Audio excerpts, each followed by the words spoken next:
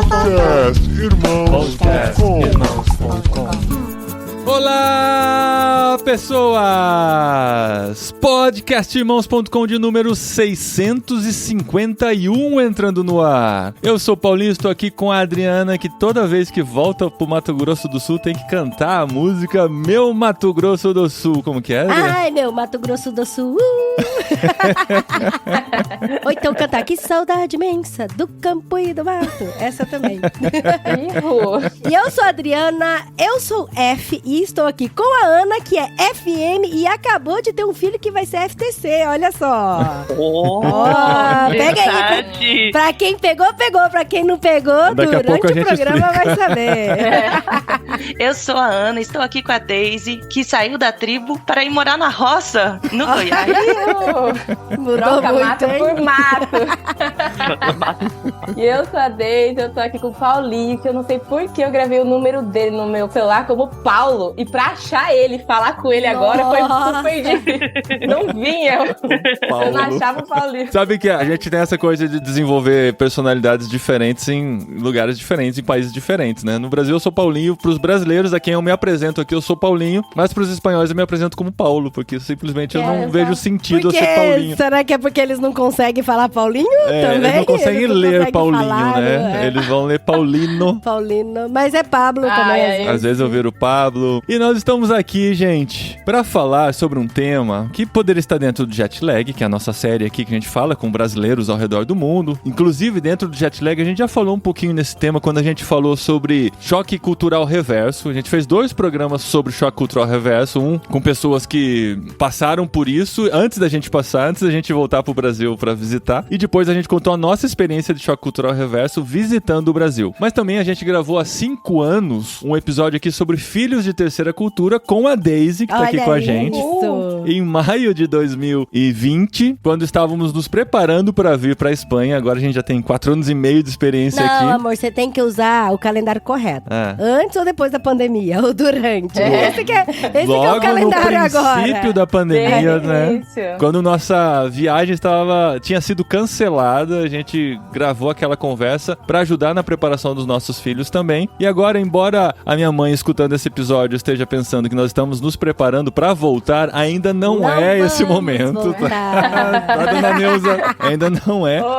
Mas nós estamos aqui pra falar sobre reentrada, principalmente relacionada aos filhos de terceira cultura. Então a gente vai conversar sobre isso, sobre a experiência dessas meninas que moraram no campo missionário, viajaram pra fora do país. A Ana estudou fora do país, a gente vai conhecer a história dela aqui também. Como que foi essa reentrada como adolescentes, como adultos? O que enfrenta ao voltar pro seu país de origem? A gente vai conversar sobre tudo isso aqui e ainda falar do livro que elas estão lançando juntas.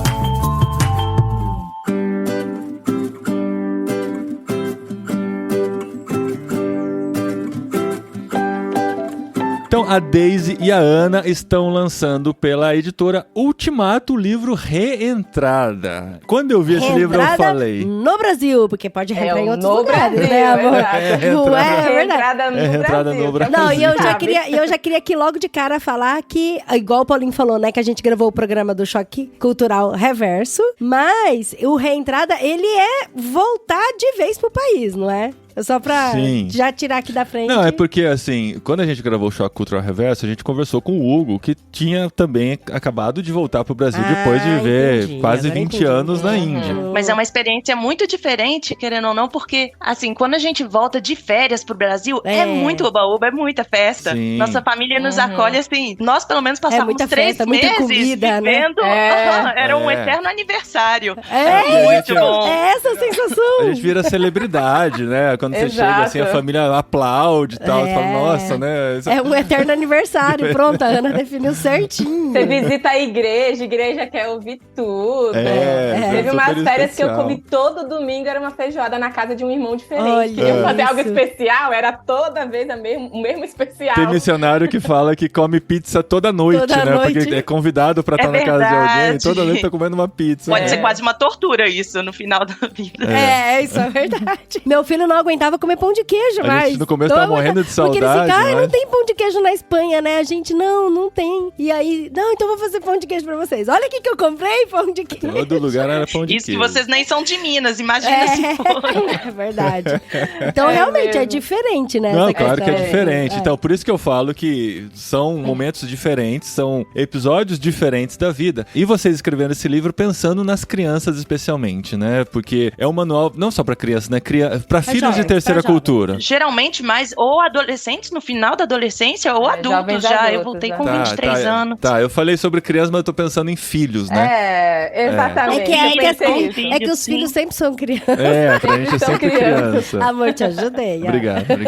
Pra mamãe e pro papai que ficam no campo, é o filhinho que tá voltando pro Brasil. E eu tenho uma pergunta muito boa pra falar sobre isso. Segura isso. Não esquece, porque às vezes você faz isso, depois eu tô editando o programa, a Adri fala, nossa, aquela pergunta que ela falou que ia fazer, e não tá lá, e depois eu tenho que tirar a promessa lá do começo da edição. Mas faz logo vai lá. Então vou fazer. Não, mas é porque tem a ver com a questão da reentrada, né? Porque as meninas ficaram, a gente leu, né, no livro, que elas ficaram um tempo longe da família, mesmo tendo contato por WhatsApp, por internet, todas essas coisas. Quando volta, meio que a família parece que continua parada, congelada no tempo e acaba tratando vocês até como criança, né? Assim, de adolescentes e tudo. Porque os pais fazem muito isso com a gente, né? Por mais que a gente tá fora 4, 5 anos, quando volta pra casa, volta a ser filho, né? E aí eu fiquei curiosa pra saber se os parentes de vocês, amigos e famílias meio que voltaram naquele tempo de que quando vocês estavam fora, sabe? Com as mesmas piadas, mesmos assuntos, mesmos conteúdos, tudo. Até, tipo, equalizar pra depois voltar pra atualidade, sabe? Olha, eu vou dizer que é um choque mesmo. Eu lembro até hoje da história da minha prima, porque ela era muito pequenininha e ela não chegou a me conhecer pessoalmente até talvez os 5 anos. Então, isso não foi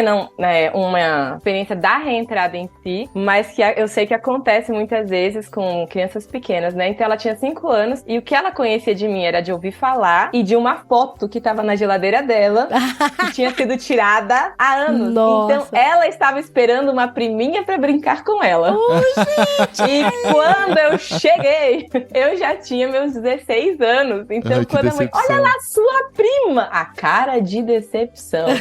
Ela não falou comigo nos primeiros 2 dias. Ela ficou tipo assim, não é essa que eu tava esperando. Então eu acho que acontece um pouco esse choque de lembrar da pessoa de muito tempo atrás, o que ela gostava de fazer, a forma como ela agia, e de repente as pessoas mudam, né? Cresce, muda os gostos, muda os papos. Sim. E ainda mais morando fora, né? Morando fora da cultura, o contato com a outra cultura, com outro tipo de comida, outro idioma, outra maneira de formular as frases, né? Então, alguém que foi como criança e volta como jovem, adulto, vai voltar completamente diferente do que a família conhecia, né? Lá na antiguidade. Eu acho que é mais nesse sentido. Eu saí do Brasil com 5 anos e voltei com 23. Uau, então, pra minha família, eles foram me conhecer, na verdade. Conheciam, né? Realmente conhecer. Eles conheciam das férias, mas eles não tinham. A gente não tinha uma convivência suficiente pra eles me tratarem de uma certa maneira, ou terem que transformar o jeito deles, de me ver. Não, eles foram aprendendo a me conhecer depois que eu cheguei aqui. E até porque nas férias, os assuntos são sempre os mesmos, né?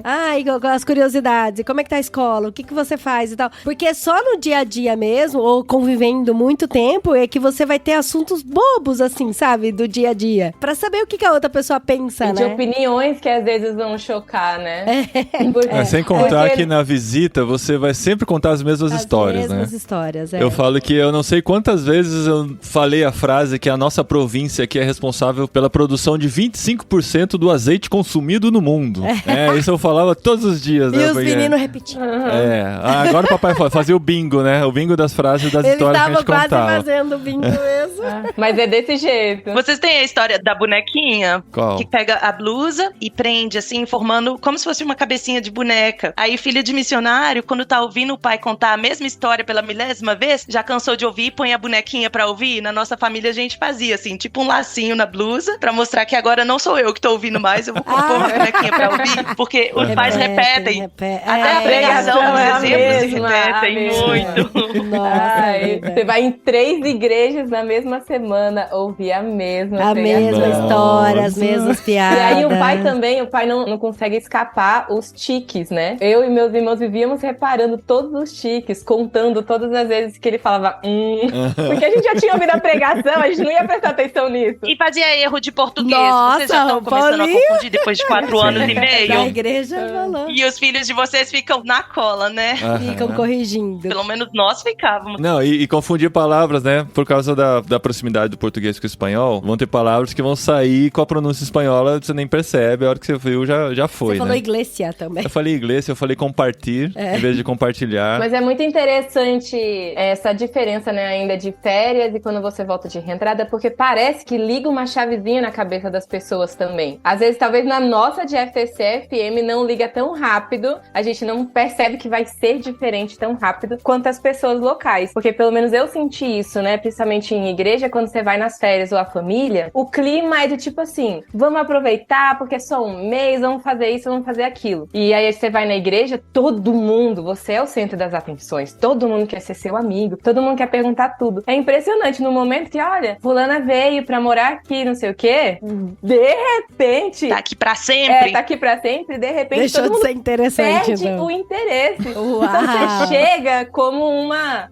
é uma menina nova que veio morar aqui. E aí você fica tipo... E principalmente que é uma menina, talvez não tão normalzinha, meio esquisitinha. então, tipo, todo mundo já começa... E aí, uma menina que não se encaixa nos grupinhos de amizade. Aquelas perguntas todas que todo mundo fazia, eu já estava preparada pra responder, né? Aquela coisa de, não, e como é que fala? Fala alguma coisa lá na língua. E como é que ia lá e não sei o quê. E aí eu cheguei, ninguém mais queria nem saber. É como se, tipo assim... Acabou o encanto, Gente, né? que triste. Você quer saber como é lá, sabe? Você mesmo começa a tentar puxar os assuntos. Porque era isso que você tava acostumado a falar. Você não sabe falar de outra coisa, sabe? Tipo, mas você sabe opiniões, ou o que você quer fazer da vida. Você não se preparou pra falar sobre essas coisas. Você tava preparada pra falar sobre o seu passado, sobre sua vida, porque isso era o que, assim, a gente tava acostumado, né? E ainda são os assuntos mais relevantes pra você. A minha igreja no Senegal, a realidade de lá, as comidas, os hábitos que a gente tinha, os costumes, era o que me interessava e o que me cativava, é o que eu queria falar. E as pessoas não queriam ouvir necessariamente disso, queriam mais conversar de política, de futebol, faculdade, coisas daqui, os interesses deles daqui, Uhum. E aí eu ficava meio sem ter com quem conversar desses assuntos. É um choque. Mas aí eu queria só atualizar os nossos ouvintes aqui, né? Que a gente gravou com a Daisy em 2020 e a Daisy não tinha nem namorado e agora está casada. Sim. Passou um tempinho aí que a vida mudou bastante, né, Daisy? Mudou muita coisa. É bom atualizar também os ouvintes da onde ela morava e onde ela tá agora. O mato e a roça. O mato e a roça. Do mato pra roça, né? Porque a Daisy tem essa peculiaridade que ela é uma filha de terceira cultura sem sair do Brasil. Tem uma terminologia pra isso também, amor. Como que é? Filho de terceira, Com é um N no N. final que é nacional. Filho de terceira, FTCN, né? N, filho de terceira cultura nacional, porque eu estava entre culturas, mas não fora do país, Brasil, né? Estava no meio de um povo indígena no sul do Maranhão e viveu lá por Exatamente. 17 anos, né? Você contou no outro episódio que sua família só saiu de lá pra você nascer, mas você praticamente nasceu na tribo e viveu lá até os 17, né? Até os 17, até eu concluir o ensino médio, eu tava morando no meio do mato lá, realmente no meio da tribo indígena Gavião, do Maranhão. E de lá, você aos 17 anos já foi pro Goiás? Não, eu passei 3 anos fazendo seminário no Pará, então foi a primeira quebra da bolha, assim, de sair do meu mundo, foi indo pro seminário, mas foi pra uma bolha menor ainda, né, aqueles seminários de internato, então é uma aldeia menor ainda, mas com uma cultura totalmente diferente, foi realmente... O Palavra da Vida lá? Palavra da Vida Norte, isso. Foi uma transição, foi um choque cultural, mas foi talvez um preparo num ambiente mais menorzinho, assim, foi um cuidado de Deus comigo, né, e depois é que eu vim aqui pra Goiás, pra uma aldeia um pouco só maior, porque a cidade que eu moro aqui, Vianópolis, é muito pequenininha, né? Então, eu falei, Deus, tá bom de crescer a aldeia, já tá grande o suficiente pra mim. Esse tamanho tá bom, 15 mil pessoas tá ok. 15 mil pessoas já tá legal, não quero não cresce mais ir pra uma aldeia maior do que essa, não. Mas então, quando eu gravei o primeiro podcast sobre filho de terceira cultura, né, em 2020, eu tava morando já em Vianópolis. Meus pais tinham saído da reserva indígena por conta da saúde da minha mãe, e eu tinha me formado já do seminário e vim morar aqui. Já tinha começado a ajudar na igreja local aqui de Vianópolis e ajudar também com o Ministério Filhos, né? Com filhos de terceira cultura e filhos de missionários. E aí eu gravei. Naquele ano não tinha namorado, nem nada à vista, assim. Estava só desesperada. Daí pandemia, né? Vou ter que não ajuda, né? Aplicativo, vou ter que ir pro online pra arrumar alguém. Vai ter que fazer máscara fashion, né? Imagina. Então eu aprendi a fazer maquiagem, né? Porque o resto não se via, né? Tô brincando, mas foi nesse período que a gente gravou. E aí, assim, pulando pra frente, né? Pós-pandemia, não, tava terminando a pandemia em 2021. O meu marido, mas na época não era nada ainda. Ele tinha voltado do seminário. Ele fez o seminário também no Palavra da Vida Norte. Ele era daqui de Vianópolis, foi pra lá fazer seminário. Fez o seminário no meio da pandemia, então teve coisa que foi presencial. Uau, que teve tempo que foi online, só que dentro do seminário, que ele não podia voltar pra cá. Nossa. Então foi bem, bem louco. Mas em 2021 ele se forma e volta. E aí Deus começa a mexer os palitinhos. A história é longa, porque o pobre coitado se apaixonou por mim quando ele tinha 18 anos. E eu só fui dar uma chance quando ele tinha 23. 5 anos no molho. Uau! Que bom que ele pôde fazer seminário nesse meio tempo aí, né? Exato, foi um tempo de preparo do Senhor, né? Eu sou super grata. Então, só em 2023, né? Então, 3 anos depois de eu ter gravado, que eu comecei a olhar pra ele com outros olhos, olho de Deus, ou foi Deus forçou mesmo o negócio, porque eu não queria de jeito nenhum. E se casaram quando? Nos casamos em ano passado, faz um ano. 7 de setembro do ano passado, nós nos casamos. Olha, e eu... Acabaram de completar. Exato. Aí eu tive que trocar o meu nome na capa do livro, né? Porque agora eu sou Daisy Pereira. Então, eu troquei meu nome, né? Pra honrar o meu marido. E a Ana? A Ana é nova aqui no mundo do podcast, né? A gente tava apresentando pra ela o que é um podcast antes de começar essa gravação. Porque a Ana tem uma história mais internacional, né? Porque cresceu... É sem o N, é FTC só. Ela é FTC, filha de terceira cultura internacional. E filha de missionário, FM. Filha de missionários também. No Senegal, é isso? Você cresceu em Dakar. Isso, em Dakar, na capital. Eu fiquei lá dos 5 aos 19 anos. Você viu o Rally Paris-Dakar passando por lá, na época que você tava lá? Nós fomos à chegada do Rally Paris-Dakar, sim. Muito bacana, espetacular. No Lago Rosa, os carros chegam, é fantástica a chegada. É o que eu conheço de Dakar. Maravilhosa, é muito lindo. É o Rally. É a chegada do Rally, que é fora da cidade, ainda no deserto, né? Num lago, é bem bacana. E Dakar é a capital e eu morei lá a vida inteira. Assim, a vida inteira, minha infância toda, até completar os 18. Aos 18, eu ainda não tava me sentindo pronta pra sair do Senegal e os vários futuros possíveis pra um filho de missionário. Não tinha muita escolha de ficar lá após ter formado no ensino médio. Então, as opções eram ir fazer faculdade em algum outro lugar. As possibilidades eram França ou voltar pro Brasil. França por causa do idioma, né? Que lá você falava francês. França por causa do idioma, por causa da escola francesa na qual eu estudei e por causa da bolsa integral para fazer faculdade na França. Porque nós estudamos, muitos filhos de missionários em países africanos estudam ou na escola britânica, ou americana, ou francesa, uma dessas 3. E eu estudei na escola francesa e obtive o diploma francês. Oh, que legal. Eu formei pelo sistema francês de educação. Você estudou na Universidade de Montpellier? Sim. A gente foi nela lá, a gente conheceu ela por fora, bonita. Que legal, fomos na sua universidade. A faculdade de medicina mais antiga da Europa. Isso. Muito antigo. Vocês viram as construções? Vimos. É lindo. É inacreditável que antes da descoberta do Brasil já tinha prédios assim sendo construídos. Cara, é muito legal, porque esse era o nosso corte. Quando a gente via uma idade, nossa, antes da descoberta do Brasil. A nossa referência é essa, né? Faz bater as datas, assim, parece tudo meio defasado. E você fez que curso lá? Então, eu fiz línguas estrangeiras aplicadas. Que inglês, legal. português. Eu estudei inglês e espanhol no primeiro ano, quando eu cheguei. Eu queria aprender essas duas. E no segundo semestre, eu liguei pra minha mãe e falei, mãe, isso daqui tá moleza. Primeiro semestre de faculdade, inocente.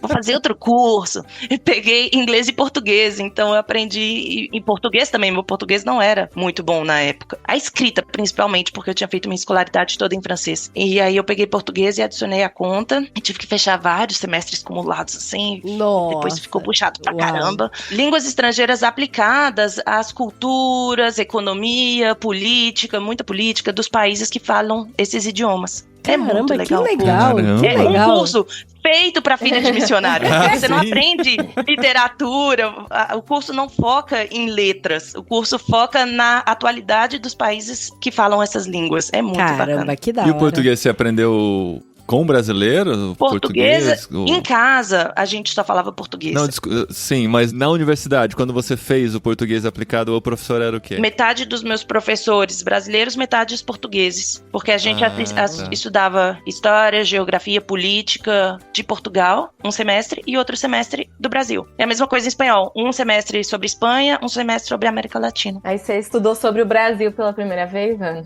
Eu estudei sobre o Olha Brasil pela isso. primeira vez, Não, aos 20 anos. Mas Pois é. isso é tão interessante, né? Porque a gente tava comentando com os nossos filhos ontem. A gente tem 2 filhos, né? Um vai fazer 13, o outro tem 15. E eles chegaram aqui com 8 e 10. E aí a gente ficou, cara, eles não estudaram nada do Brasil. Conheceram História e muito pouco, geografia. né? E a gente O saiu de básico lá da escola. pandemia, assim. Então eles estudaram muito pouco no Brasil. Aí né? o nosso mais velho gosta muito, né, de Muito. história e geografia. E aqui começou o ano letivo agora. Ele voltou todo feliz Feliz pra da casa, vida. porque nesse ano ele vai aprender as revoluções, as guerras e tal. Eu falei, será que vai falar da Inconfidência Mineira, da Confederação dos Tamoios?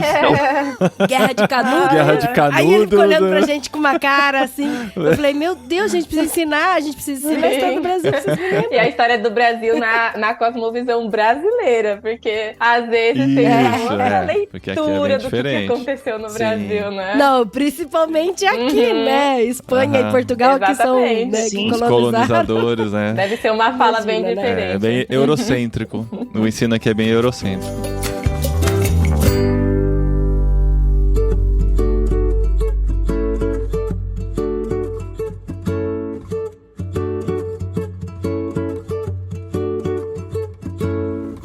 Eu não fui para a faculdade imediatamente. Eu fui trabalhar como voluntária numa escola britânica que tem no interior do Senegal para filho de missionários. Eu fui ser voluntária Olha, que por legal. um ano.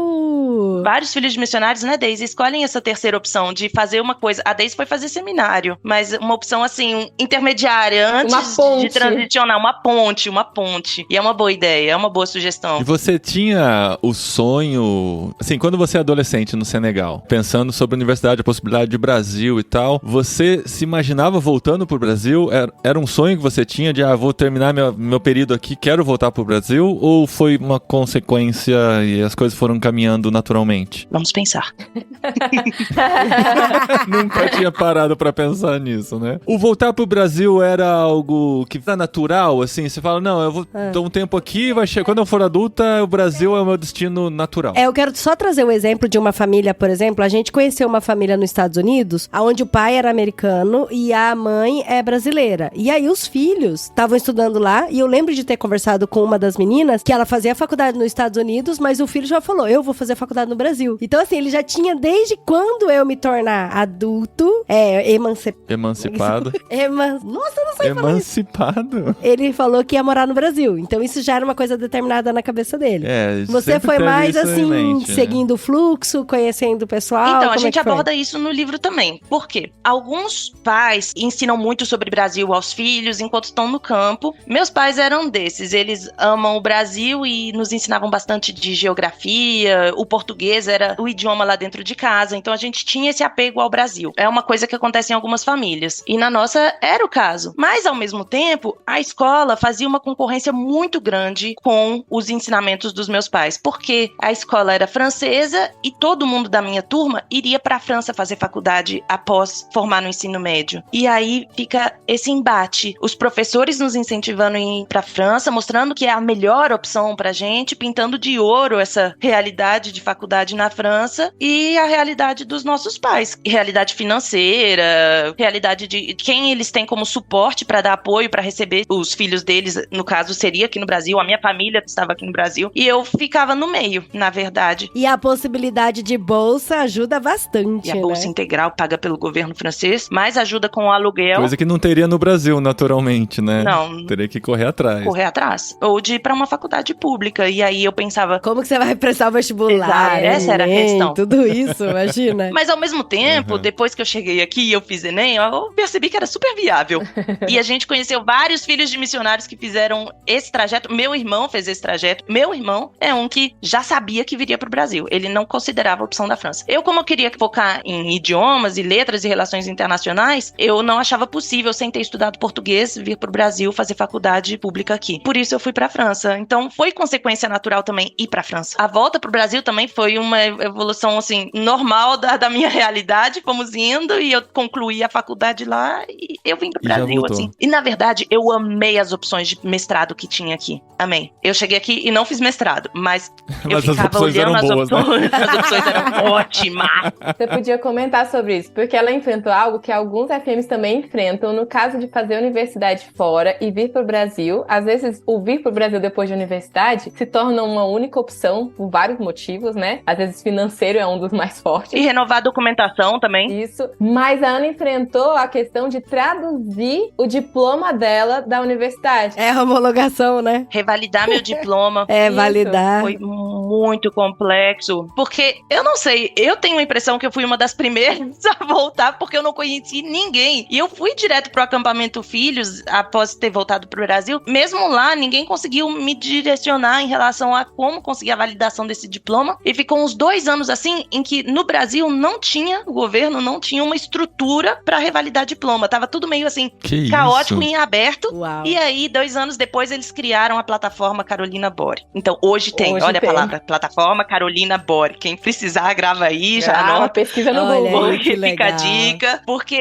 hoje é super simples. Você pega toda a sua documentação, principalmente, como a Adri estava falando, algumas faculdades têm parcerias, Brasil, Europa, Sim. e por elas, a revalidação é quase automática. É muito rápida, né? E eu tive a dificuldade de validar esse diploma e eu consegui buscar ele, porque daí teve a pandemia, eu não pude buscá-lo lá na faculdade da Bahia, que revalidou o meu diploma. Levaram 8 anos pra eu conseguir ter meu diploma em mãos. 8 anos. Meu diploma 8 brasileiro Meu Deus revalidado. Nossa. Gente, eu tô chorando aqui que eu tô fazendo a homologação do meu né? diploma. Eu tô fazendo ao contrário, né? Do Brasil pra cá, pra Espanha. E já tá indo pro 5º ano já. Eu já tô, ai meu Deus, 5 anos Nem esperando sempre é pra trabalhar. fácil, nem sempre Então é fácil. você entende o que eu passei. É, Sim. Aqui não existe a Catarina Bore. Aqui não tem- Carolina.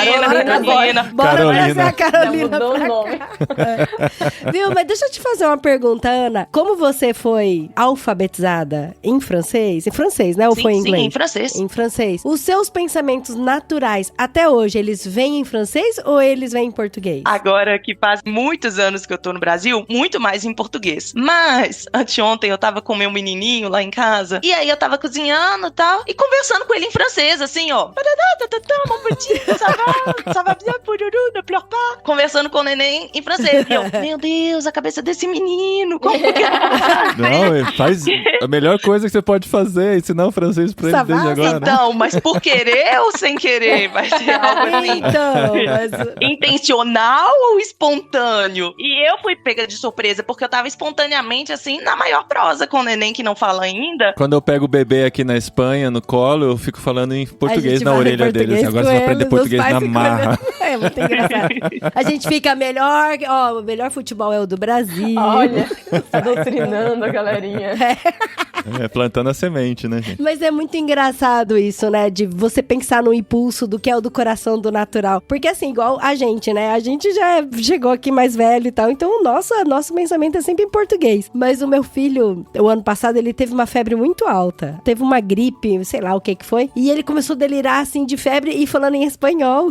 Uau. Eu falei, filho, por que você Ele tá fazendo delirou em Já espanhol com a virou. gente. e A delirando língua. em espanhol, assim, falando em espanhol comigo e tal. Eu falei, forte caramba, é pra muito isso. louco isso. Mas isso que você falou que o nosso continua sendo em português, depende. Se a gente tá imerso no espanhol, o pensamento muda pro espanhol. A gente tava no retiro É dos verdade, missionários da agora. CEPAL esse fim de semana e era natural, assim, eu me via pensando em espanhol, formulando frases em espanhol. Às vezes acontece assim, eu tô pensando em dar uma explicação. Coisas que vem na mente, assim, sei lá, vou ter uma reunião hoje depois do almoço. Aí eu tô pensando o que eu tenho que explicar pra ele. Aí eu começo a formular a explicação em espanhol, mas depois que eu lembro, não, a reunião vai ser em português, eu não preciso pensar nessa frase em espanhol, sabe? A confusão, Dá né? dá uns nozinhos no cérebro. Não, e aí eu até imagino vocês na reentrada que tem muito pensamento em outra língua e tentando falar. E é interessante isso, porque eu até li no livro de vocês que as pessoas, às vezes, não intencionalmente acham que vocês podem ser metidas por falarem outros idiomas, ou também ser mais inteligente porque fala outro idioma. E aí você, sem querer, solta uma frase em francês, tipo, não é que você tá querendo se exibir, é porque é o seu natural, Sim, né? com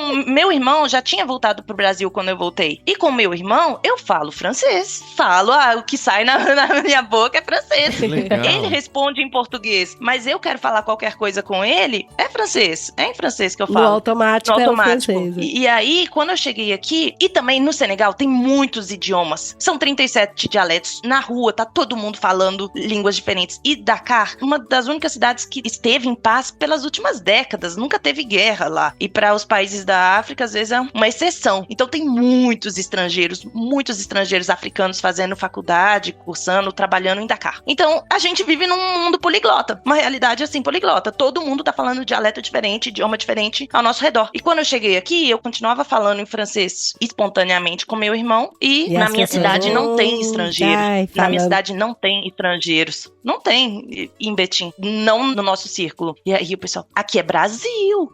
Aqui fala português. Ou então, ei, para de falar mal da gente em francês. Pode falar em português mesmo. A gente não importa. Quer falar mal, fala na cara. Mas não era nada disso.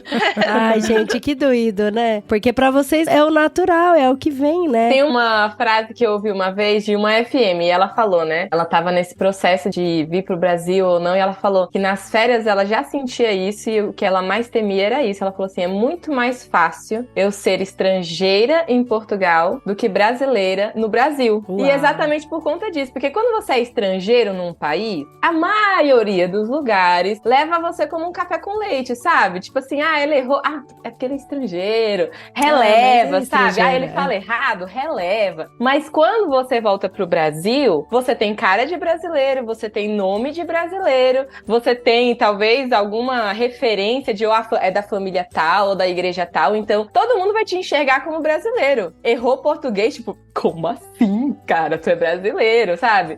Fez alguma coisa assim, diferente da cultura, né? Pagou um mico, você já não é mais um café com leite. Você precisa ser brasileiro, porque todo mundo te vê assim, né? Então, quando ela falou isso, eu falei, nossa, faz muito sentido. É muito mais fácil ser estrangeira em algum lugar, nesses quesitos, né? Do que ser brasileira no Brasil, porque é esperado de você que você haja como todo brasileiro, fale como todo brasileiro, né? Eu lembro de uma menina que, ela tentando, né? Na reentrada dela, tentando fingir que era brasileira, né? Ela falou, sinto que eu tô usando uma máscara de brasileiro aqui.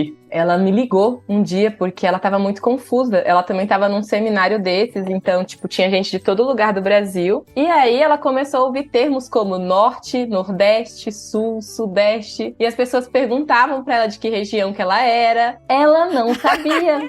Ela não sabia, ela não tinha realmente pego geografia do Brasil. E aí ela, me explica, Deisiane, por favor, o que é isso que eles ficam falando? Tipo assim, como é que eu sei que a pessoa é nordestina? O que eu...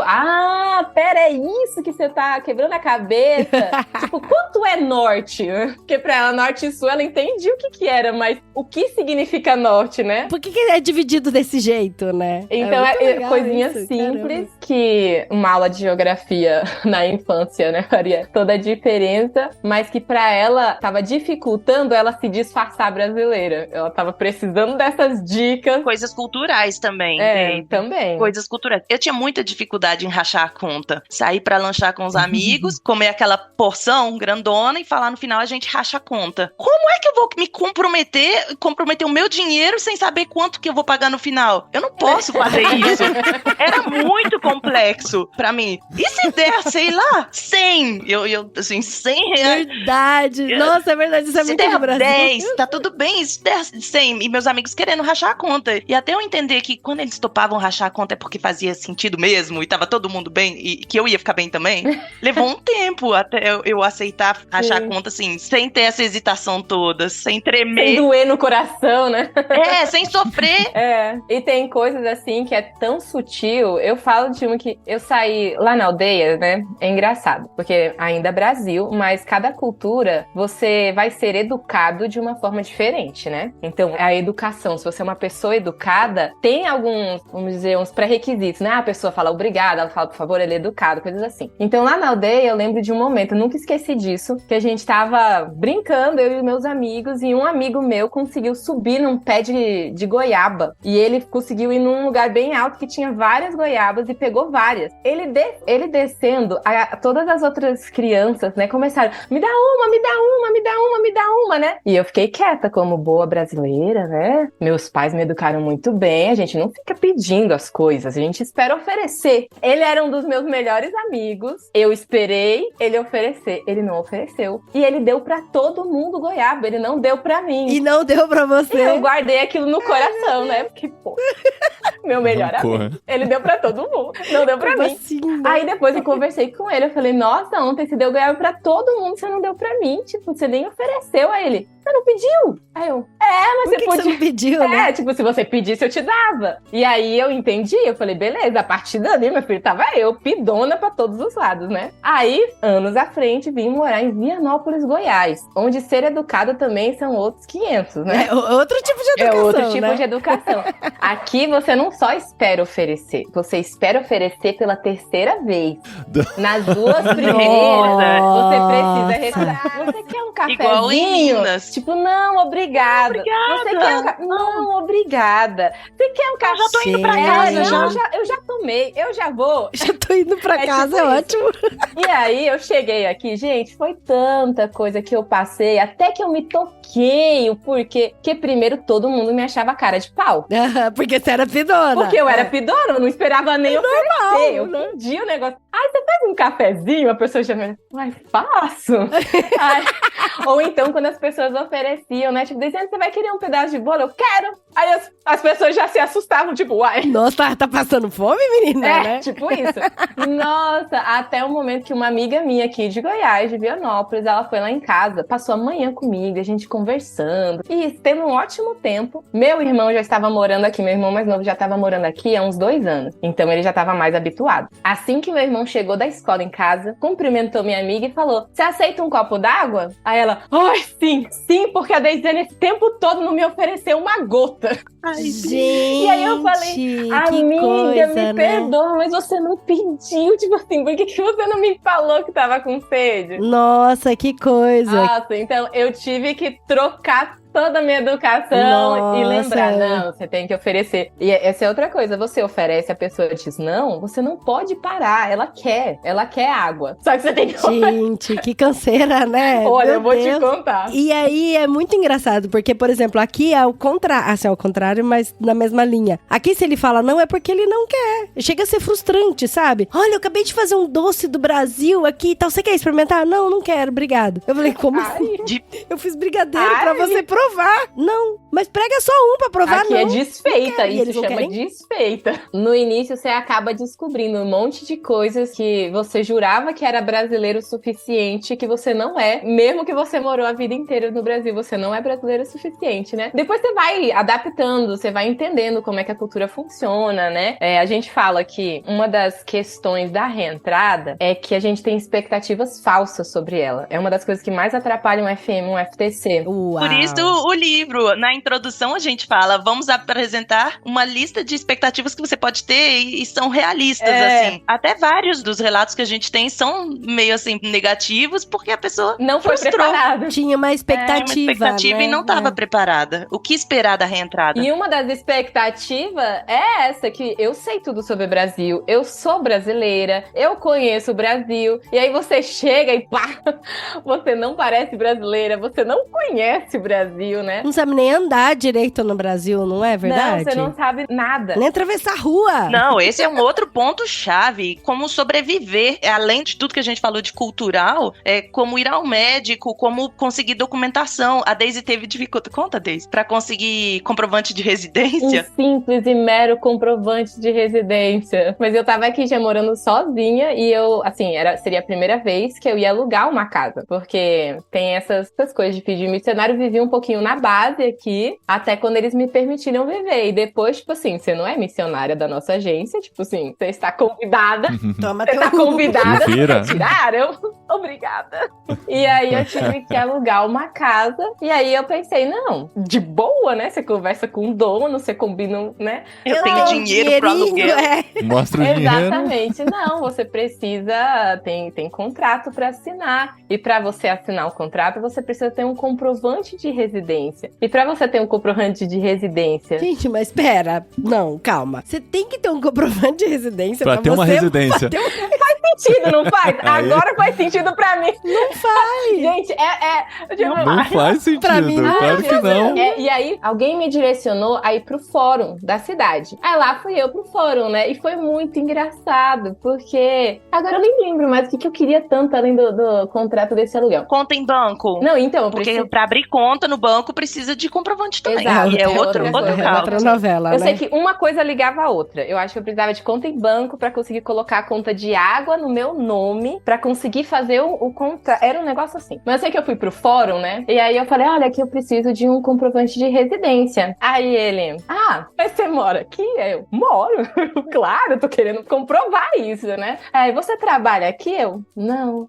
Você estuda numa escola aqui? Eu, você é casada com alguém daqui? Eu, não. Seus pais moram aqui? Também não. Você tem algum parente aqui, moça? Eu falei, não, também não tenho um parente aqui. Tenho não. Não, mas então você... O que você tá fazendo numa cidade de 15 mil habitantes, então? Não, então você faz faculdade em Anápolis, porque aqui não tem faculdade, né? Fazem na próxima cidade. Eu falei, eu passo, né? Eu pensei, nossa, achei o que vai ajudar, né? Ela, então você vai no ônibus da cidade, que você precisa ter documentação pra pegar o ônibus que o governo dá pro povo ir pra universidade. Aí eu, não, a minha faculdade é à distância. Aí ela, poxa, moça, olha... Deixa eu te ajudar, né? Ela ficou toda sem graça, entrou, eu vou precisar conversar. E aí foi lá na sala, eu fiquei esperando, ai Deus, o que eu faço? Eu vou ter que... Imagina a conversa dela, né? Aí a última pergunta dela pra mim, quando ela voltou, ela falou assim, você tem filho aqui? Aí eu, não, moça, eu falei que eu nem sou casada. Ela, nossa, moça, então não tem como. Aí eu, não tinha como, de fato. Ela falou, não tem como. Mas vai fazer o quê? Vai colocar como moradora de rua? É tipo isso, né? Moradora de rua.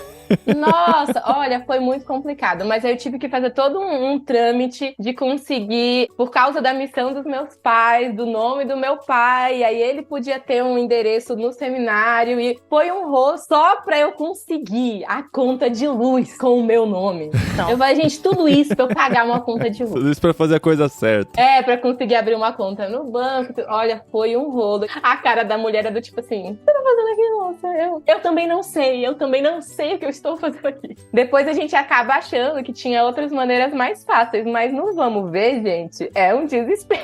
Então, sem orientação, é umas coisinhas né? simples, e às vezes é a primeira vez que alguém tá simples, fazendo isso, você tá desbravando, né? Agora você pode ajudar outras pessoas, mas até então... Exato. Essa foi a intenção do livro, tipo assim, vamos ajudar, porque tem umas coisas que dá pra facilitar tanto. E eu achei tão legal, porque o livro de vocês é tão prático, assim. Muito prático. Ele tem, por exemplo, a questão da saúde. A saúde é importante, e como vocês vão marcar no posto, né, de saúde e tal. As coisas da vida adulta, como funciona, né? o postinho da sua cidade? A gente não faz ideia, Eu sempre consultei com outros missionários, eu nunca fui em hospital. A única vez que eu fui em hospital foi quando eu tive malária aos 6 anos. Depois dessa malária aos 6 anos, nunca mais, até 23 anos, eu fui pra passar mal de ir pra hospital. Você não tem registro porque médico, se Ana, acontecia como assim, alguma né? coisa comigo, os outros missionários que acudiam, outros médicos missionários vinham ajudar. Então, quando eu cheguei aqui, eu precisei de muita ajuda. Eu ia pra minha tia, eu marquei uma consulta. O que eu tenho que falar? O que eu falo? Aí ela ensaiava comigo. Você pode falar que você tá sentindo essa dor, taranã. Anota. Aí eu anotava. A gente até colocou no livro. Anota o que você tá sentindo pra chegar na frente do médico e saber falar. Meu postinho aqui, eu marco consulta quarta-feira. Se eu for lá outro dia da semana, eu não vou conseguir marcar. Eu tenho que ir lá na quarta-feira. Então tem que pegar esses macetes. E quem pode passar? Quem é sua rede de apoio aqui? Essa é a pergunta, né? Quem seus pais vão colocar no seu caminho pra te ajudar? São parentes? É o pessoal da igreja? Sim. Eu tive os dois. dois? Daisy, quem que você teve? Deus e o Espírito Santo. Meus pais moraram aqui por um tempo, então foi facilitado por conta disso. E aí depois tinha uns amigos da igreja mesmo que apoiavam. Eu sei que cada realidade de reentrada é diferente, né? Tem alguns que voltam com os pais, tem alguns que voltam sem os pais. Não, e o caso de vocês foi mais diferente ainda, porque vocês viveram uma infância e adolescência missionária, ou seja, no campo missionário com os pais. E o trabalho dos pais era um trabalho bem diferente dos outros pais mesmo do Senegal, né? Sim. Que não eram missionários. Então vocês não tinham nem referência do que é os pais trabalhando fora, por exemplo. Né? E isso acontece até quando FMs vêm com os pais, por vários motivos, né? E às vezes os pais voltam pro Brasil pra ficar no Brasil e às vezes não como missionários, às vezes vão... Até os pais estão num processo de reentrada diferente dos filhos. De reentrada, mas é um processo desafiador pra eles também. Às vezes tem que trabalhar numa empresa, né? Fora de casa, pegar condução, fazer expediente, né? Uma coisa que nunca fez na vida, né? Ou assim, pelo menos não na vida adulta. Ou ficaram 20 anos fora. 20 anos, muita coisa mudou. O que eles sabiam pra ajudar o FM. Teve um missionário que falou, sair do Brasil era cruzeiro, gente. Que é isso? Não. Minha escola era tempo integral, assim, de 8 às 6 da tarde. Era o dia inteiro. O nosso foco no sistema francês era estudar. E na faculdade também eu acumulei cursos e só estudei. E nunca tinha tido contato nenhum com o mundo de trabalho. E aí, quando eu cheguei no Brasil, várias realidades. Eu pensava que trabalho era trabalho, carreira. E isso foi uma coisa que eu vi que no Brasil não é real. E aí eu fui descobrir que no Brasil é muito, muito legal, porque ao mesmo tempo que você tá estudando, você pode ir fazendo bico, você pode ir fazendo estágio, tem muitas oportunidades pra você ir construindo uma rede, assim, de contatos. Um currículo, networking. Um currículo legal, vai pondo no seu currículo. Isso são oportunidades do Brasil e eu não tinha tido. Eu cheguei aqui sem nada pra pôr no currículo, nada. Os cursos, né, a formação só, mas experiência apenas, nenhuma. Mas ela nem tinha os diplomas, né, ela passou 8 anos. Eu nem tinha diploma. não tinha nem a formação. Não, eu tinha o diploma francês, vai. Mas meus colegas de 23 anos, todos já tinham feito vários estágios, já tinham feito um Senai, algum curso profissionalizante, já tinham alguma experiência na área. E eu descobri que no Brasil, empreendedorismo é uma oportunidade enorme que todo mundo tem. Então não é só pensar em carreira. Todo mundo tem como fazer um bico. 1/5 da população brasileira trabalha no mercado informal. É muito legal isso. Para um filho de missionário chegando, foi uma excelente surpresa, assim, de eu ver que, uau, tem como se fazer dinheiro sem necessariamente ter o melhor currículo. Todos os brasileiros são empreendedores. Eu acho que a gente tem essa onda, essa vibe empreendedora, assim, que ajuda muito. Tá na onda mesmo, mas tá na moda mesmo, né? Isso é tema para outro episódio, mas tem muita gente quebrando a cabeça porque acha que não pode ser funcionário e quer ser dono do próprio negócio, mas não tem preparo, não tem vocação, não tem o trato para ser empreendedor e acaba quebrando, né? Então tem muito essa coisa também, né? De, o brasileiro pode, ele é empreendedor, ele consegue fazer tudo, se virar, mas tem muita gente se quebrando porque não tem o preparo adequado, né? Sim, e as finanças em ordem, noção de dinheiro, um filho de missionário reentrando, provavelmente não tem esse saber como funciona os gastos mensais, como pagar as contas, como funciona as finanças da família, agora é ele sozinho, ele tem que lidar, muitas né? Vezes. Mas essa oportunidade que a gente tem aqui de fazer bico, de ir conhecendo gente, assim, quando chega não tem necessariamente quem nos indique, que é o que funciona no Brasil, QI. Mas a gente pode ir crescendo aos poucos, ou pode vender doce, assim, na faculdade. Tem forminhas de fazer dinheiro bem legais, que não existe na França, por exemplo. Tudo que eu queria fazer pra ter dinheiro era ilegal. E como FM quebrada, eu teria gostado muito de ter essa oportunidade de fazer algum dinheirinho. Eu não posso fazer um docinho e vender na rua? Não pode. Tem que ter uma licença. Mano. Fazer artesanato, exatamente, até você pode ser preso, não, né? Pra cantar em Londres, dos músicos, eles têm que ter um direito da prefeitura autorizando a eles, concedendo um ponto pra eles poderem tocar violão lá na rua ou no metrô. É tudo pela lei. E aqui no Brasil, não. Então, acaba que a gente faz um dinheirinho bom, fácil. FM é esperto. Senta no trem, os caras estão vendendo carregador de celular. Assim, ó.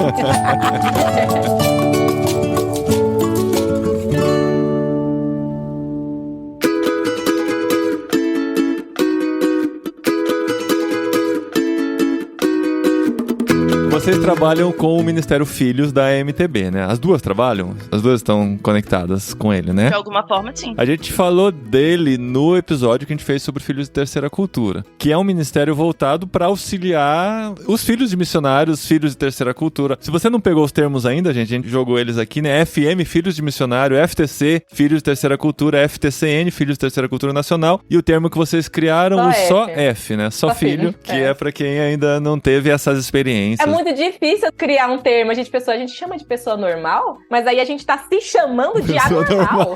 Então não. O que é ser normal, assim? Então né? É só F. Uma coisa engraçada, eu sempre acho muito legal. A Ana, ela casou com só F, né? Só que ela emergiu. Cara, né? Ele foi pra Senegal. Foi antes de casar, não foi, Ana? Foi antes de casar. Foi, né? Quando a gente ficou noivo, eu levei lá. E aí, vai encarar? Foi pra Senegal pra conhecer um pouquinho da identidade da Ana. Ele amou. Porque se ele não topasse, a possibilidade de voltar pra morar na África, eu acho que eu não casaria com ele, não.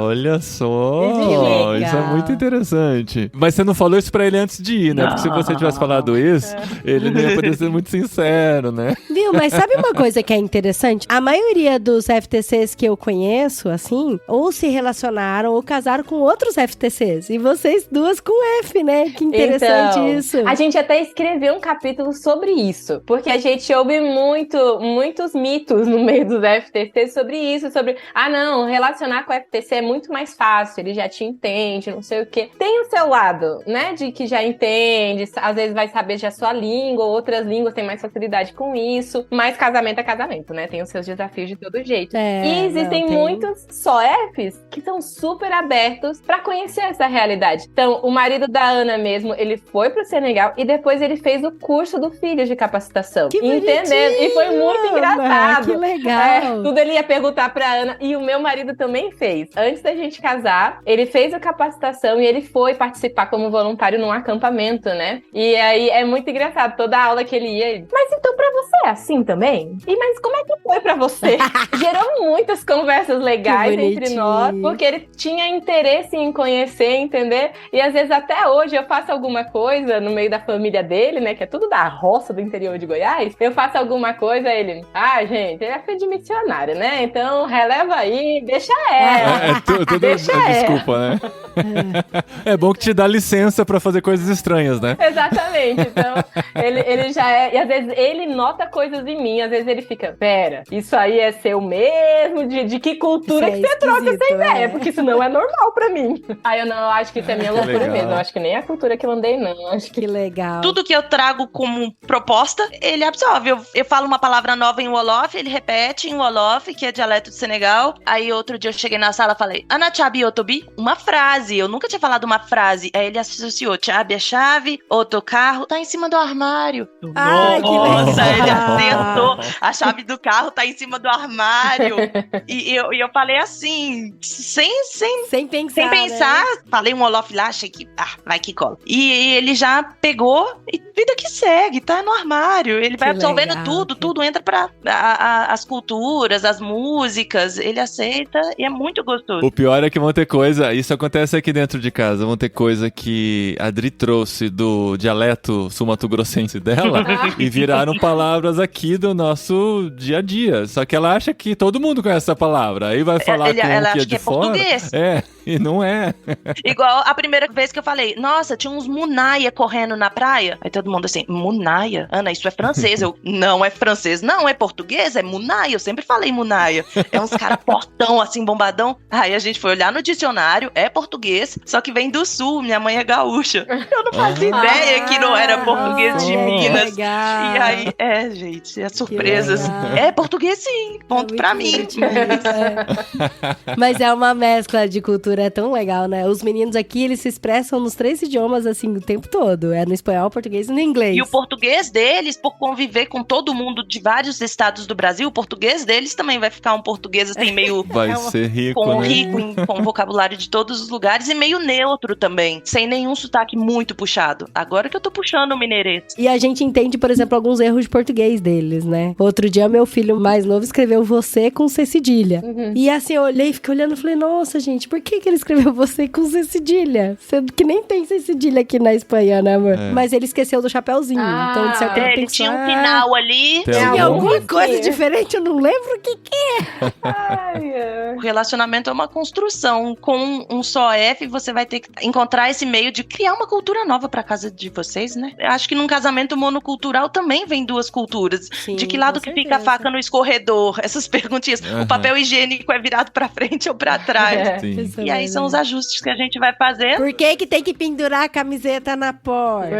Isso vem da cultura. Então, né? Vem da cultura de Ou casa. na cadeira. Ou na cadeira, camiseta na cadeira. Não, mas isso, gente, já é unanimidade entre os homens, assim. A camisa pendurada na cadeira, que não está limpa o suficiente pra ser guardada Os no maridos armário. de vocês fazem isso? E nem suja pra colocar pra lavar, gente. Aí eu coloco pra lavar e ele diz, mas ainda tava limpa.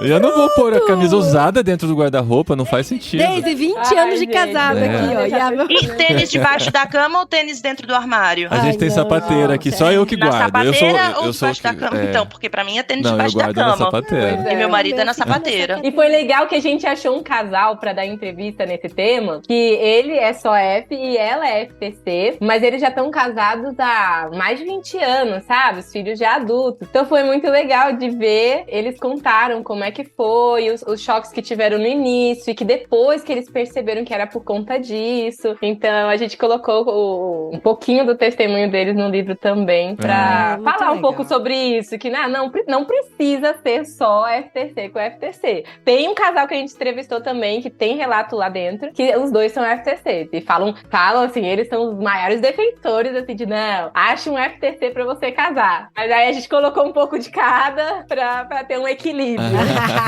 Não, porque eu já ouvi. Quando a gente saiu do Brasil, alguém falou assim pra gente: vocês têm noção de que o filho de vocês vai casar com alguém que é FTC, né? Assim, tipo. Pá!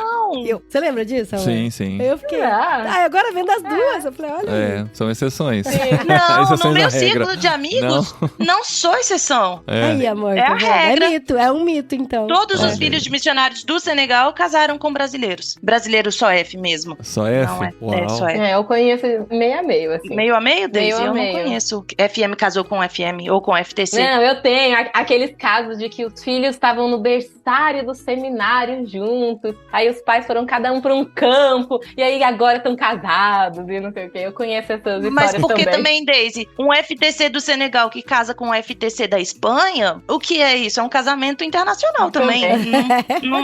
Exatamente. Não entra no padrão FTC com FTC, o casamento vai ser mais fácil, porque são duas culturas completamente diferentes também. Esse livro, então, surgiu do envolvimento de vocês com esse trabalho, né? De entender a importância, porque são dois temas bem importantes, né? A saída do Brasil, que a gente estudou muito antes de ir, para os nossos filhos chegarem minimamente preparados, mas pouca gente fala dessa volta que é bem chocante, né? As famílias devem pensar assim, claro que ele vai se adaptar, é a família dele, são os avós, são os tios, são os amigos, eles são brasileiros, vai ser fácil, pode sofrer um pouquinho no começo, mas vai se adaptar e tal, e vocês sentiram na pele que não é tão simples assim, e através do Ministério Filhos e desse livro vocês querem ajudar, né? É mais ou menos por aí. É mais ou menos por aí. Durante a pandemia, né, a bendita, em 2020, o Ministério Filhos criou um projeto online de encontro com filhos de missionários, então se chamava Rolê Virtual. E foi nesse rolê que eu conheci melhor a Ana, a gente já tinha se visto presencialmente em um acampamento filhos, mas não tinha trocado muito papo, e aí online a gente começou a se conhecer melhor. Nesses encontros a gente conversava sobre muita coisa, e olha, a pandemia foi difícil pra muita gente, mas pra filhos de missionário, tiveram uns que enfrentaram cada situação, uns FMs, tipo, preso na escola internacional no Iraque, o pai precisou sair do país tal, porque todos os imigrantes foram expulsos durante a pandemia, então, tipo assim, tava o pai num canto, o filho no outro, o outro filho em outro canto, muitos tiveram que voltar pro Brasil, então foi um caos. Uma reentrada forçada. Reentrada abrupta, forçada. Os que conseguiram, porque teve gente que tentou reentrar e parou no meio do caminho e foi impedido, né? Então, muitas histórias, assim, durante essa fase. E a gente se encontrava com os filhos de missionários online, online, uma vez por semana, no rolê virtual, e conversava sobre várias coisas, assim, bem na temática de filho de terceira cultura, filho de missionários, desafios que a gente enfrenta, mas era um momento também para acolher eles, as histórias, o que eles estavam passando, formar aquele vínculo de amizade, nessa fase crítica, né, que ninguém sabia quanto tempo ia durar. Nisso, a gente começou, eu comecei a conhecer alguns, assim, que moravam em todo canto do mundo, do meu grupo, eram meninas, todas nessa fase de terminar o ensino médio e ir pra faculdade. Muitas tiveram que voltar pro Brasil antes, outras estavam presas no seu país, né, no país onde estavam, e começamos a falar sobre reentrada. E aí eu vi o tanto de gente que, assim, nunca tinha parado pra pensar em reentrada. Uma até chegou a falar assim, não, a minha reentrada vai ser em Portugal. Aí eu, ela sabe? Ela sabe que é reentrada? Eu acho que ela não sabe que é reentrada. Gente, é que tem gente que acha que Portugal é Brasil, né? É a Guiana brasileira, né? Vamos deixar claro que Portugal não é Brasil. Não gente, é Brasil. É bem diferente. É uma colônia brasileira, mas não é Brasil. E aí, outros, assim, comentando que não queriam ter voltado pro Brasil. Outros que estavam com, tipo assim, por conta da pandemia, teriam que voltar e não queriam. E eu comecei a ficar muito, assim, curiosa, tipo, gente, o que eles acham de reentrada? O que eles estão pensando sobre isso? Comecei muito a conversar com a Ana, né? E aí a gente começou a trocar figurinhas da nossa reentrada, de como foi, o porquê de que muitos FMs naquela época não tinham interesse nenhum de enfrentar a reentrada. Chegou um rapaz a falar, tá, mas o que eu quero com essa reentrada? O que vem de bom pra mim, sabe? Qual é o valor disso, né? Vocês ficam falando de reentrada, mas eu não vejo nada valioso numa reentrada, né? Não sei se isso vai ser benéfico pra mim, nada. E a gente, uau, vamos começar a conversar mais com esse pessoal sobre isso. Mas o que você chama de reentrada nesse sentido? Do que ele estava falando? Era alguém que já estava pensando em voltar pro Brasil? Por que ou vocês eu estavam voltaria para o Brasil? Por que eu voltaria para o Brasil? Eu sou cidadão do mundo. Exato. Eu posso viver em qualquer país. Entendi. Esse era a mentalidade de muitos que, tipo, como a Ana, alguns tinham enfrentado uma escola internacional, estavam com a mentalidade de fazer universidade fora do Brasil e de nunca mais precisar pisar os pés no Brasil. Agora eu não vivo mais com meus pais, né? Então, sim, vou lá pra visitar, gosto. Isso me intrigou. Eu fiquei pensando, falei, gente, que tudo que eu já tinha estudado sobre reentrada é que é uma das características típicas dos filhos de terceira cultura, é que existe sempre a possibilidade, né? Vai haver uma reentrada. Pode haver.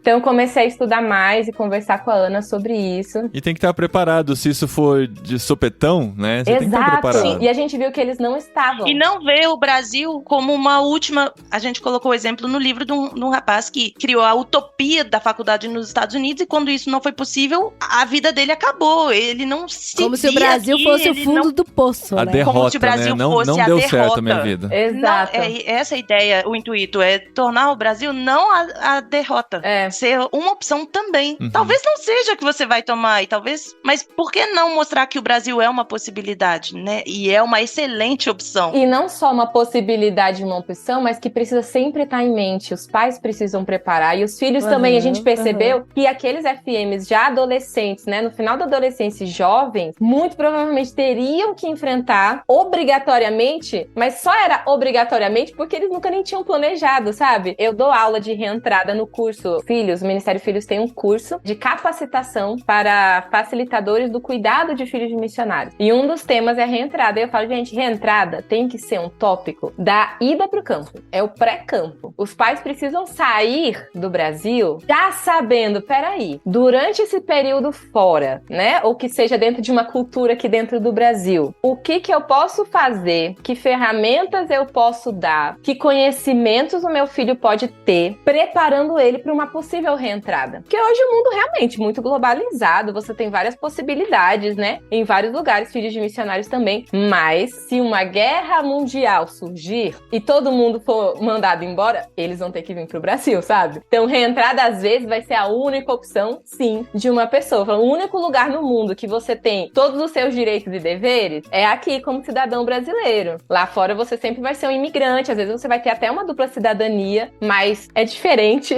pelo menos eu conheço. É diferente. Você é cidadão europeu, mas todo mundo vai te ver como imigrante, vai te tratar como imigrante, às vezes as possibilidades que você vai ter é só de imigrante. Então, o Brasil precisa estar no radar.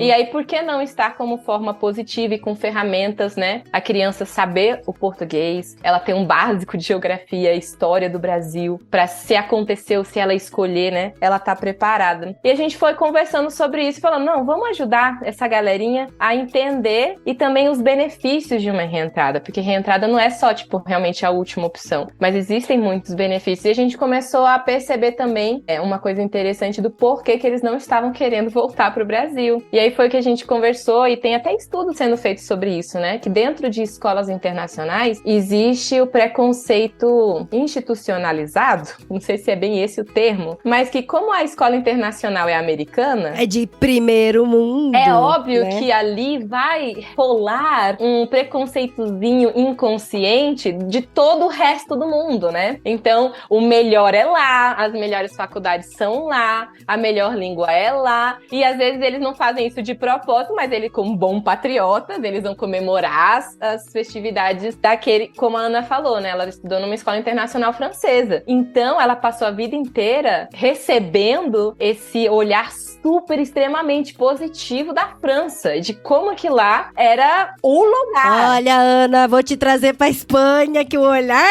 do espanhol pro francês é bem diferente. Então, não é nada positivo. E uma coisa muito engraçada que a gente percebeu também nessas falas, assim, e conversando com os FMs, é que existe um fator muito real na cultura brasileira. É que brasileiro pode falar mal do Brasil. A gente não deixa estrangeiro falar mal do Brasil.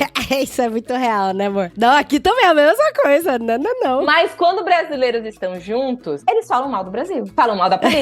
E eles não têm consciência que o filho deles está ali na sala ouvindo. E tá ouvindo. E absorvendo essa versão da história sem ter um comparativo. Exato. É verdade. Então teve uma FM que eu conheci que ela falou que a primeira vez que ela ouviu falar bem do Brasil e ficou com vontade foi quando ela foi. Tipo, ela tava num país na África, ela foi fazer um seminário na Europa e chegou uma aluna brasileira, direto do Brasil lá. E essa aluna ia amar pro Brasil e não sei o quê. E aí ela, parece que o Brasil até que... Ela disse que foi a primeira vez que ela começou a ter interesse de gostar do Brasil. Eu falei, olha, isso é porque às vezes os pais fazem isso inconscientemente, mas se toda a equipe brasileira se reúne para um churrasco, vai ser pra falar mal, ou é do futebol, ou é da política, ou é de notícias que estão acontecendo. Da segurança. Então, muitos FMs, eles acabam vivendo isso, e no consciente deles, a síndrome do vira-lata é muito real, né? Então, eles acabam sempre pensando melhor nos outros. E muitos pais também. Então, até hoje, infelizmente, a gente vê pais que não fazem todo o esforço possível para manter o português. Por quê?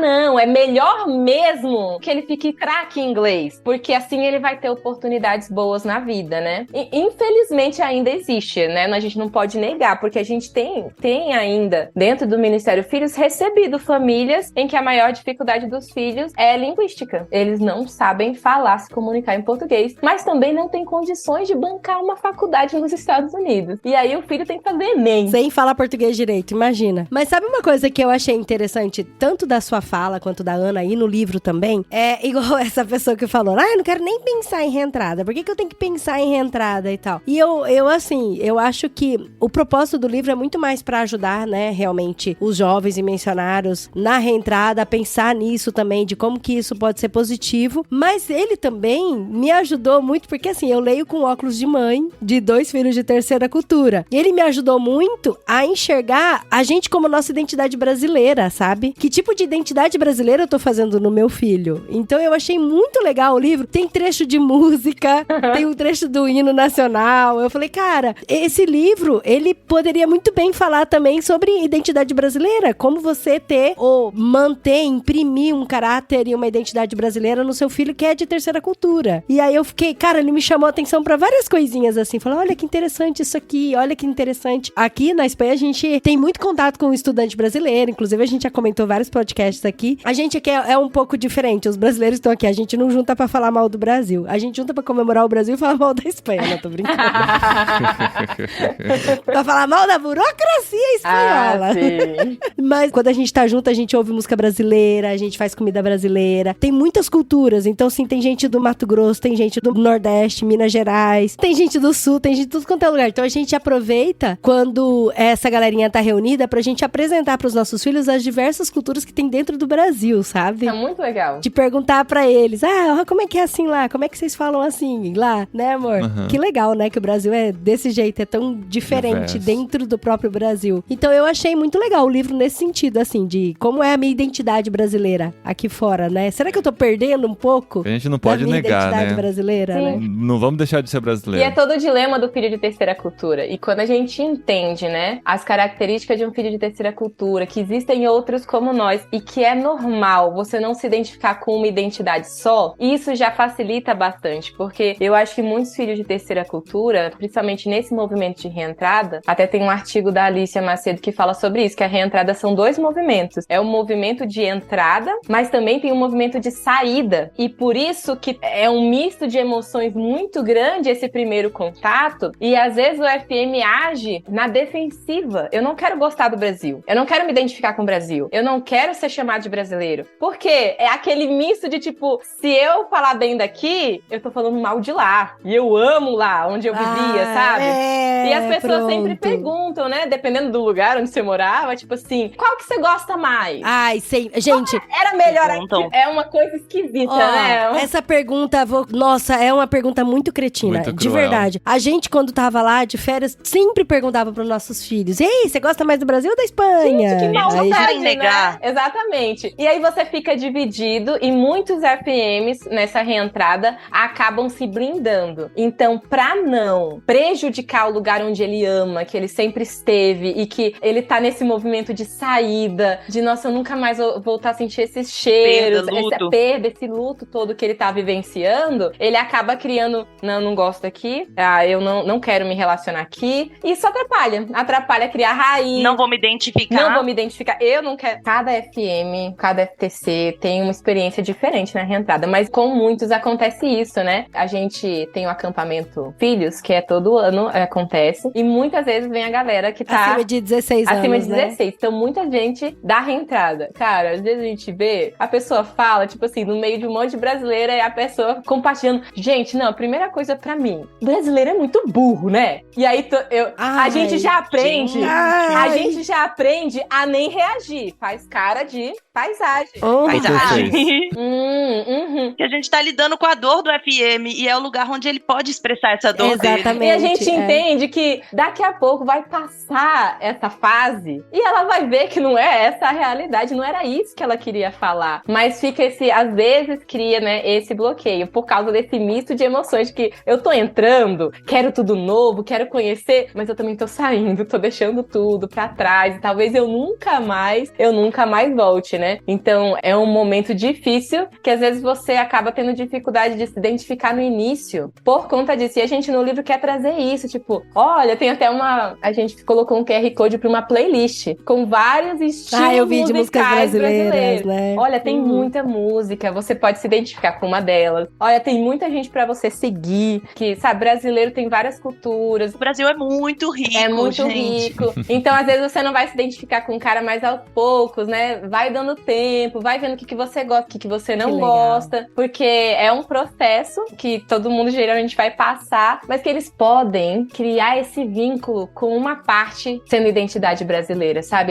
Se ele se identificar com o brasileiro, ele não tá perdendo a sua outra identidade, ele está somando a sua identidade. Exatamente. É muito legal a gente tentar proporcionar, mostrar isso pra eles, né? Que, você não precisa se defender, você sempre vai ser dali também, essa sua identidade vai estar viva em você. Então, é isso, é uma identidade mesclada, Exato. Né? Você não vai perder uma pra ganhar a outra, é mesclado. É mesclado. Por exemplo, eu tenho certeza que vocês duas têm muita parte ainda da aldeia, do Gavião, e muita parte do Senegal, da França, porque foi a formação de vocês, né? Exatamente. E a gente trouxe pras nossas famílias que a gente tá criando agora.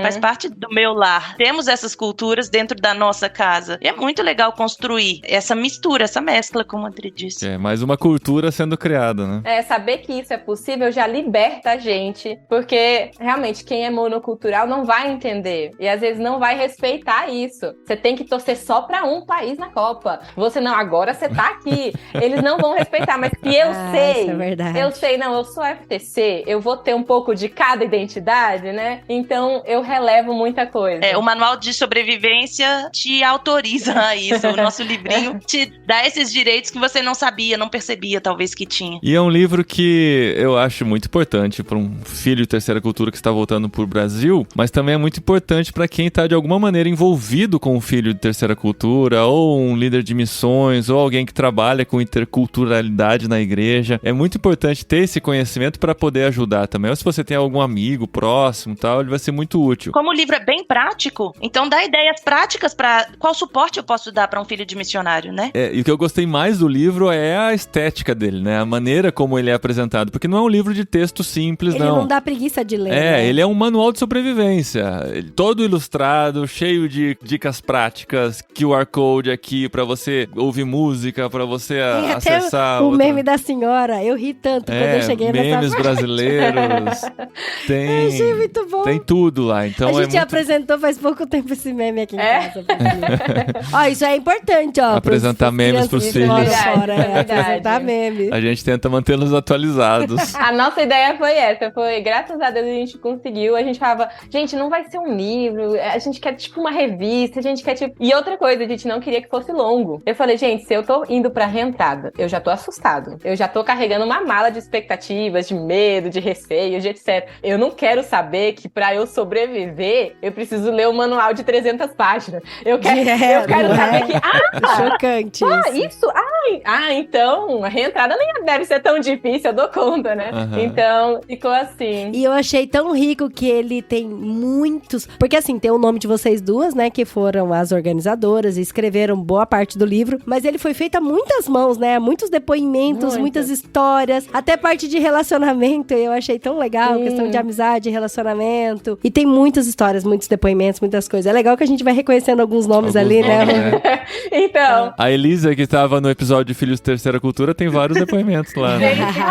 Sim. Então, a gente pediu permissão, a gente fez conversas assim, no Zoom, com a galera, porque a gente falou, não, a gente tá baseando muito na nossa experiência, mas filho de missionário, filho de terceira cultura, cada um tem uma experiência diferente, né? Porque veio de um contexto, né, diferente, ou porque veio numa idade diferente, tem os que vêm com os pais, os que não vêm com os pais. A minha reentrada da Ana foi há uns bons tempos atrás, né, também. Então, vamos pegar uma galerinha um pouquinho mais atual. E tem o bom e tem o ruim dessas pessoas, né? Isso. Tem os dois lados. E aí, torna a expectativa realista mesmo. Não vão ser só flores também. Exato. Não vão ser férias no Brasil, tudo é lindo, maravilhoso. Vão ter desafios. E também não vai ser tudo ruim. Vão ter coisa boa. Tem várias histórias. Tem um depoimento que eu ri sozinha, que eu achei muito bom, que é uma pessoa que tava vivendo uma cultura japonesa e tava em choque porque o brasileiro explica muito, fala muito. E ele, gente, eu tô cansada, o brasileiro fala muito. Então, assim... Vamos ser mais direto, né?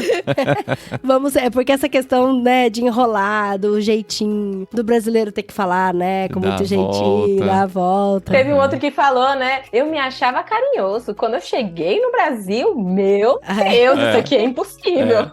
Isso aconteceu na nossa visita ao Brasil, né? A gente não acha o espanhol estúpido no atendimento, mas a gente se acostumou com a frieza deles, assim. Eles não vão te pegar no colo, né? Quando eu voltei, e São Paulo é famosa por isso, né? Por a maneira como você é recebido nos lugares públicos, assim, nas lojas e tal, padaria. A pessoa chamando você de meu bem e tal. Eu fiquei assim, peraí, que estranho, né? Querida, apesar de eu ter crescido nessa realidade, é um choque. Não, aqui o garçom chega do seu lado e ele fala, que te pongo? Então, assim, né? O que você quer comer? Você tem que ser rápido, né? E dar a resposta rápida. Que te pongo, sabe? Assim. Só que ele não é mal educado, ele só chega e fala, que te pongo? Sabe? E aí no Brasil eles falam, oi, boa tarde, o que você quer comer alguma posso coisa? Posso te sugerir isso aqui? Pega o menuzinho, mostra e tal. Falei, não. Você quer comer salgado ou doce? Não tô acostumado mais, não. É desse jeito. Mas, gente, o livro, então, lançado pela Ultimato, sempre com produtos de qualidade, nossa parceira de muitos anos. Fiquei sabendo do livro, fiz questão de ter essa conversa, porque tem tudo a ver com a nossa realidade, tenho certeza que vai abençoar muita gente. Ele está disponível, por enquanto, só em formato digital, né? Eu vi que tem o link para o Kindle, por R$29,10 é o preço que está agora, mas está disponível no Kindle Unlimited. Olha, então que legal, quem tem gente. Kindle Unlimited já tem acesso a esse livro no Kindle. E também tem na Apple Books, que eu não sei muito bem como é que funciona, mas quem tem Apple consegue comprar aqui por R$29,90 é o preço que está aqui. O link está no site da Ultimato. Procura por reentrada no site da Ultimato, ultimato.com.br, e você vai ter acesso aqui, vai conseguir comprar e recomendar para os amigos também, como a gente está fazendo aqui, que tenho certeza que vai ser útil para muita gente. E olha, até você que não é, que você é F, gente, só isso F. não é um só F, parece que você é só F. Só F. Eu sou FTC, eu sou FM, você é só F. Aí, a Daisy que tem mais sigla ainda, FTCN, olha só que chique, né? Mas assim, não tem nada a ver de ser melhor, de ser pior, é só questão de ser diferente, E de né? entender É o só diferente. Exato. Isso que é legal, de você entender o diferente. Assim como o filho de terceira cultura precisa entender o só F também precisa entender o Então, o é um FTC, livro né? pra todo mundo. Essa é a isso que eu ia falar, ideia. um livro pra todo mundo. Pra você que é F, lê, mata sua curiosidade, porque é muito engraçado, é verdade. Desculpa, era pra chorar ou era pra rir com o livro? Eu dei boas risadas com algumas histórias, era pra viu? rir. A gente colocou umas piadinhas lá, eu falei, não, gente, nessa fase a gente precisa rir de si mesmo, dos micos, porque senão pode se levar muito a sério, não. E a gente tem essa intenção mesmo de são vários tópicos que é pra puxar conversa, então às vezes pra pais lerem também, começar já a ter essas conversas com os filhos, né? O que você tá esperando no tempo do Brasil, né? Qual é a expectativa que você tem, a visão que você tem? Ou amigos, porque toda vez que um FM ou um FTC, né? Lembrando que filhos de terceira cultura não são só filhos de missionários, mas muitos filhos de empresários que viveram sua infância, Sim, adolescência em outros exatamente. lugares, filhos de embaixadores, filhos de militares. Então, por qualquer razão, você cresceu numa cultura que não é a cultura dos seus pais, você é um filho de terceira cultura. E muitas vezes, por várias razões, você vai voltar e começar a morar no Brasil. Então, se você tem um amigo que está enfrentando isso, é uma forma legal de você, lendo o livro, entender um pouco do que ele vai passar e ser esse suporte, ser esse apoio. Tipo, oh, deixa que eu te levo no postinho. Bora fazer o seu cartão do SUS, deixa comigo. Bora lá que eu te ajudo, né? De trabalho. Nossa, carteira de trabalho, é verdade. Como criar senha no Gov. GovBR, Ah, A importância de memorizar o seu CPF. É. Gente, você só Nossa. sabe depois, né? Acho que precisa memorizar. Gente, e o e-título? E você que nunca votou no Brasil, e aí, como vai fazer, né?